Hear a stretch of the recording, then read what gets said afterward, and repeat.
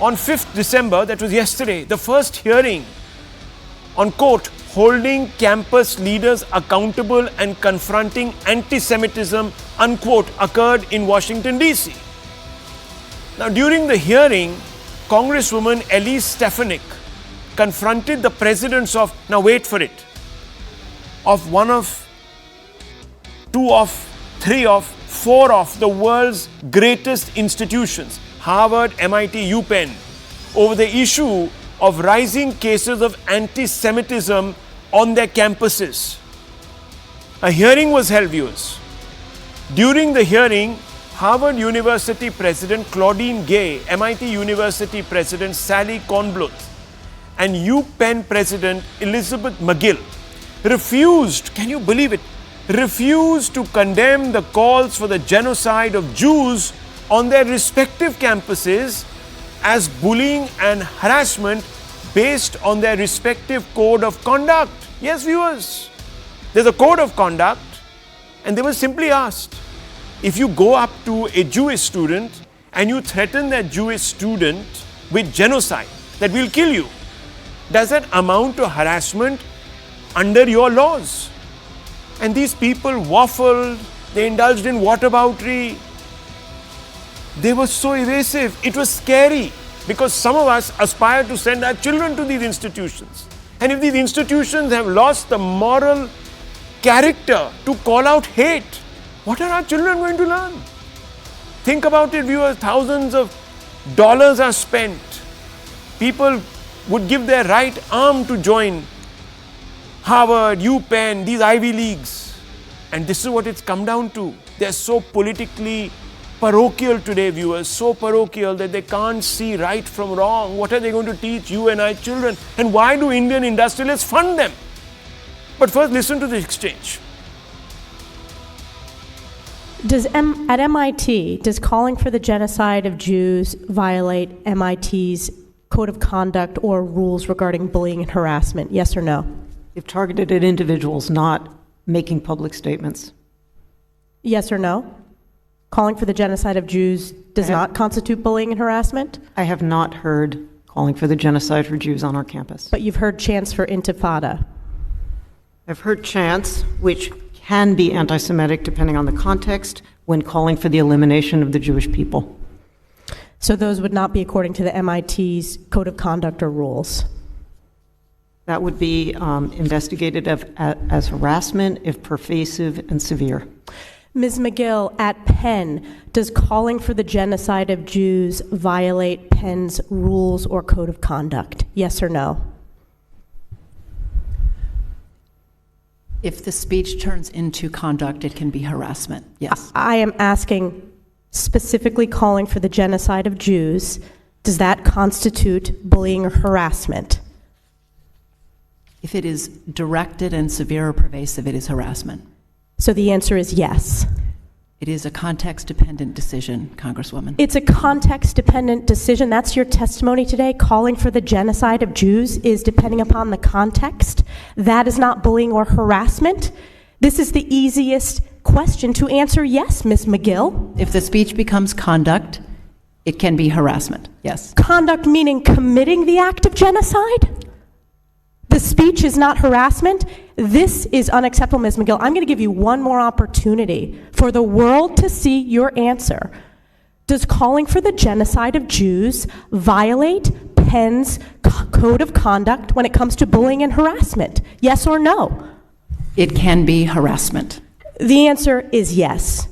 And Dr. Gay, at Harvard, does calling for the genocide of Jews violate Harvard's rules of bullying and harassment? Yes or no?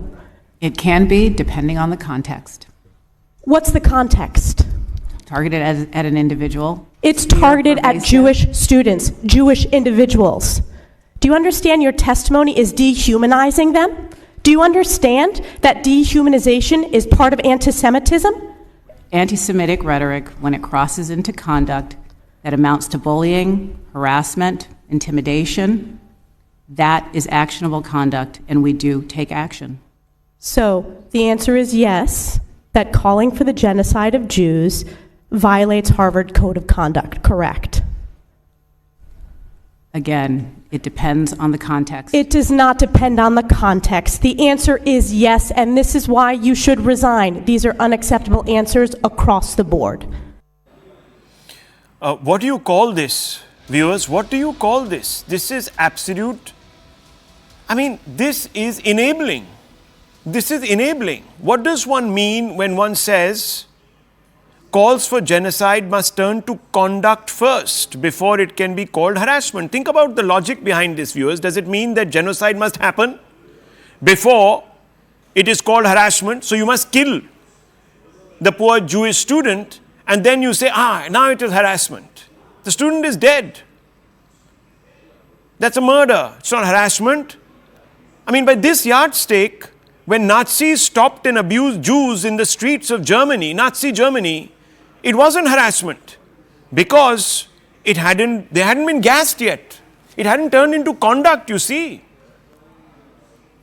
Viewers, this is the intellectual caliber now of those people who are running the premier institutions on this globe. And Rajiv Malhotra, who studied at Harvard, has written a book called The Snakes in the Ganga, one of the best books out there on what is exactly happening in these institutions that have been completely subsumed by wokeism, is here to tell us. He's written a 1,000+ page book, viewers. It reads like the Bible. Break India Forces was his first book. And I want to come to you. What's behind the whataboutery? Why can't Mr. Rajiv Malhotra, Harvard and other Ivy League colleges that take an unequivocal stand to condemn calls for genocide against Jews, why can't they do it? I mean, they take a stand on attacks on blacks and, on Muslims, but they have a problem here. What is the problem? So, Rahul, first of all, thank you for having me here. It's a very, very important thing. I have a lot to say, as you can imagine. But, this congresswoman who was doing the interviewing, she could have done better, because after each of the respondents said that it depends on the context, she should have said, okay, give me a context in which it is not bad. Give me a context in which you would justify it. Give me one context. I've given you context in which it is wrong. You give me a context in which it is right. That would have put them on the spot. They then have the burden to say, okay, here is an example where such a speech would be correct. And they would not be able to come up with that. So she could have pinned them down, penned them down. Now, I want to say the following. My general thought is this. I've been pursuing this for 20 years and writing about it, and I know Harvard very well because to Columbia University, we gave grants to Penn University, not in the millions, but enough money. And then I stopped doing it because I had very close encounters with exactly this type of thinking from the late 1990s onwards. So It is nothing new. It has been developing. Now it's become it has metastasized into a global movement. And now people are taking it seriously. So in a sense, I'm glad that all this is happening because, I can say, listen, I've been telling you this, you guys didn't want to listen. Now the reason Indians are listening is because all this is coming into India. It is coming to haunt Indians and Hindus in all these Ivy League places. Billionaires are funding. Our own billionaires are funding. Shame on them. The Jewish billionaires at least have backed out. Many of them have point blank written to places like Harvard, UPenn and others and said, you're not going to get our money anymore and you have to apologize and you have to turn. So Jews are at least solid fighters. Hindus are not. Indians are not. And the Jews are doing this heavy lifting of exposing places like Harvard, because until recently I was told you are a conspiracy theorist, you are a sensationalist, you are attacking all this Ivy League, they are so good and all that. My own friends telling me, how dare you attack Harvard, they are so good and they are so perfect, like they are too big to be criticized. So in a sense, I'm glad this is happening. I remember we had that conversation. All this crap is... Absolutely, yeah. We had that conversation, and I know how they tried to go after you, Rajiv Malhotra. They wanted to almost cancel you out. They couldn't because, of course, there were some people willing to listen to you, and I interviewed you, and we brought it all out. Just bear with me because Rashmi Samant is also here, Sanjay Jha is also here. Rashmi Samant, I want to ask you this question. You've written a book yourself, and it's a phenomenally well-written book. You talked about it when we met a few months ago on the sidelines of a literary meeting, and you talked about how in Oxford you encountered this sort of brazen and selective sort of focus on rights. Can you tell us a little bit about that? Well, Rahul, I wrote a book, A Hindu in Oxford, plainly based on what I faced at the University of Oxford. And in a way, I went through what Jewish students are going through today on American campuses, on campuses across the world. I was singled out, I was harassed, and there was hate speech against me based on my Hindu identity. A history faculty and many students in tow had declared that the University of Oxford was not ready for a Hindu president, and nothing was done about it. Even if a lot of what was said against me constituted as hate speech, it constituted harassment, it constituted a breach of code of conduct for a member of faculty at the University of Oxford. Even then, a blind eye was turned. That really, was my hands-on lessons on the kind of hypocrisy which is practiced in these so-called elite institutions, which are ranked in the top 10 all across the world, and how they selectively leech on to certain issues, but then hypocrisy comes in when the same kind of treatment is meted out to another community. It's all a matter of convenience. All these institutions have unfortunately turned into places of limousine liberals and champagne socialists who could care less about the realities of the world, who could care less about an actual genocide, but will do whatever line is going to prove them politically correct in wider society and get them maximum acceptance in these circles which prop these people up. And that's very unfortunate that we cannot tell right for wrong for what it is.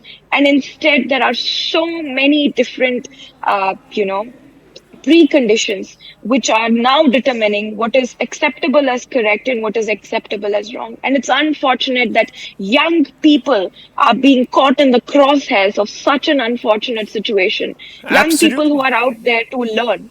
Why would you want to send your children to an institution like this? I mean, where are the basic values? Sanjay Jha, let me bring you in. Wokeism, some could say now, is so yoked to a political point of view that you can't be objective about the obvious rights and wrongs. I mean, what does one mean when one says calls for genocide must turn to conduct first before they can be called harassment? I mean, what does one mean by this, Mr. Jha? Rahul, I'm glad you're doing a very serious program today, back to back, on issues that I think must be debated. So I want to start by telling you it is deeply unfortunate.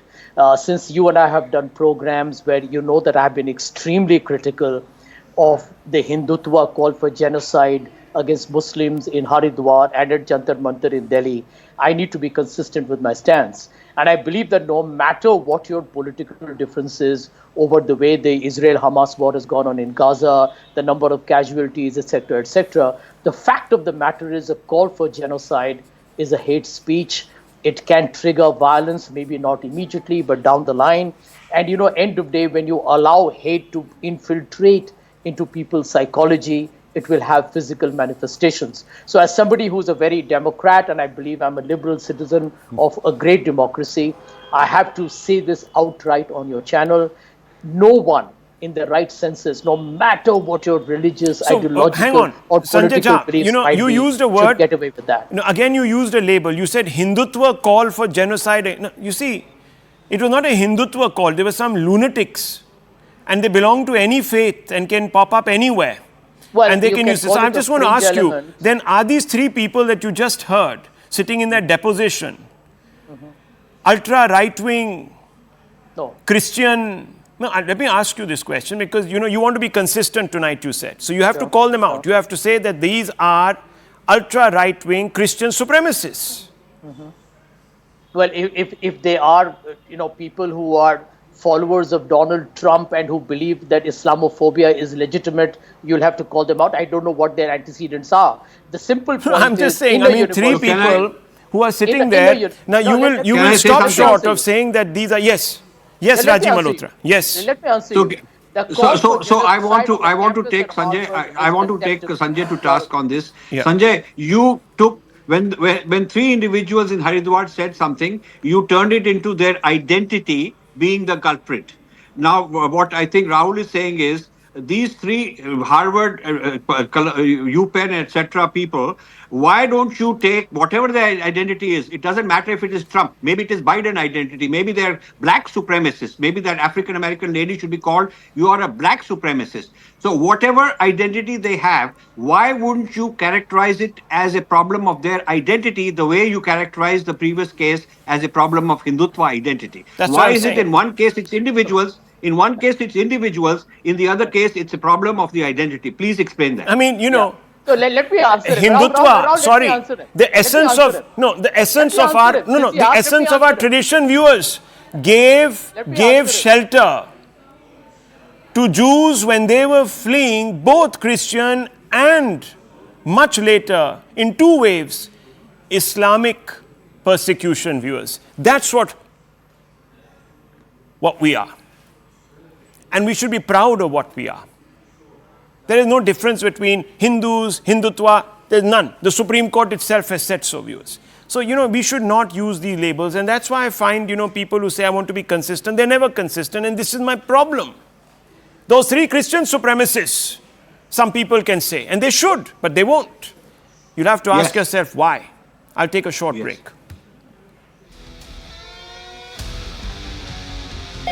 Hello, Moto.